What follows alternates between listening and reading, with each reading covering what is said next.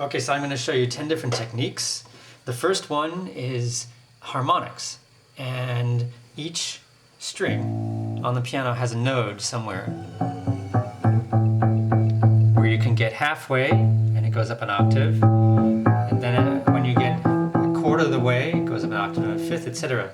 And so what George Crumb has written here, he's taken three notes, A, D flat, and E flat, in the second octave of the piano, and he's asked the performer to damp them lightly with the fingertip. I'm going to use the fingertip. So it's about a half an inch in this case. You'd have to find it on each piano, but in this case it's about a half an inch behind the dampers. These are the dampers. And so I've marked the three notes I need. I've used post-its. These come off easily, these go on easily, they don't hurt the piano. So I recommend that. And I'm going to put my finger here and find the node. That seems to be about it. There's the D flat, and there's the E flat. So I now have the three notes. I'm ready to play the excerpt.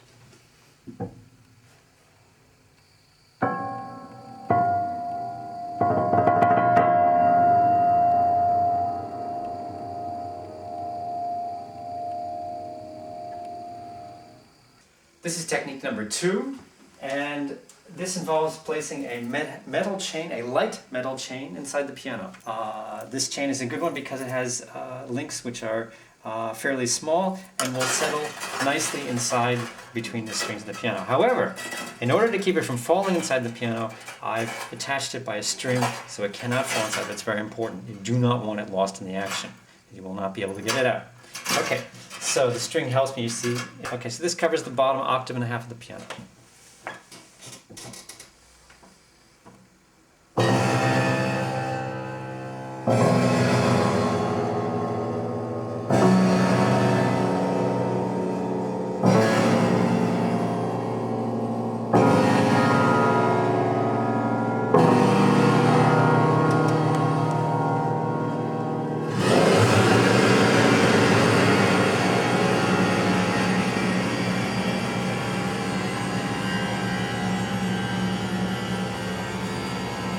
The third technique involves placing something heavy, in this case a box of rice, on the keys silently.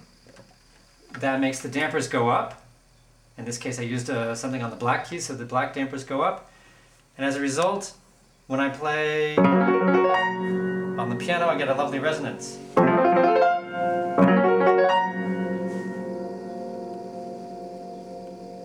The fourth technique involves strum strings. What I'm going to do is I'm going to press some of the keys silently. This is in the example of Music of Shadows. So I press them silently, I get these dampers which are now levitated, and they make a nice sound like that. Now in the example, I gliss over here.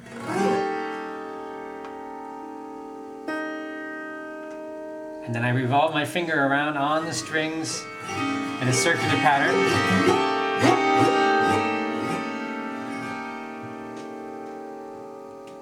And then I change the notes that are suspended. See how here I'm changing. And then another change.